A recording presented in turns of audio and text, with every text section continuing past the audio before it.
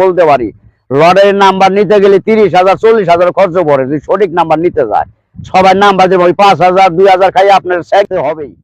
সম্মানিত দর্শক, আসসালামু আলাইকুম। আপনারা সবাই কেমন আছেন? আশা করি ভালোই আছেন। আজ আমরা নিয়ে আসলাম একজন অভিজ্ঞ কবিরাজ আকবর মিয়া।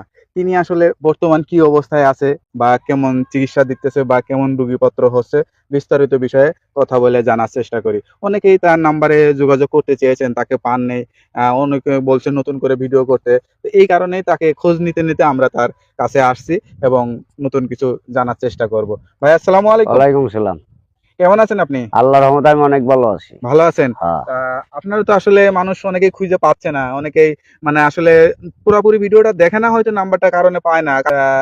তা আপনাকে কি কোনো যোগাযোগ করার জন্য বা কেউ কি বলে যে আপনার সাথে মানে যোগাযোগ করতে চায় বা চিকিৎসা নিতে চায় বা এরকম প্রতারিত হয়েছে, এরকম কোনো ধরনের কথা বলে অনেকজনে বলতেছে।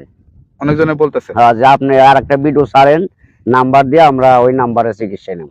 আচ্ছা, আচ্ছা। তা আপনি কিরকম সাড়া পেয়েছেন? আসলে আপনি তো আসলে অনেকটাই পরিচিত হয়েছেন, কিন্তু আসলে মানুষজন আপনার সাথে কি বা কিরকম যোগাযোগ? চিকিৎসা সঠিকভাবে নিতে পারবেন। দৌড়ান। তা আপনি কি ধরনের চিকিৎসা দিতে আসলে বেশি উৎসাহ বোধ করেন বা বেশি সাকসেস হন?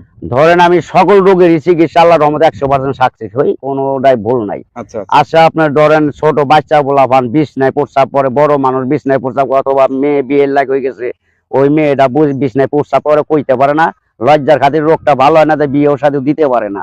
আচ্ছা, এই কারণে এই চিকিৎসা করে আশা করি নামের পর চালান করতে ইনশাল্লাহ ওই স্বপ্নে আর বিছনায় মুতবো না। ওই স্বপ্নে আপনার ভূতে আইসা মুতবার কথা অথবা জিনিসে আইসা দেখা দেয়, ডরে বরে মুইতা দেয়। যেটাকে বলা হয় হ্যাঁ, স্বপ্ন দোষ আর কি, স্বপ্ন বা দোষ। স্বপ্নের বিভিন্ন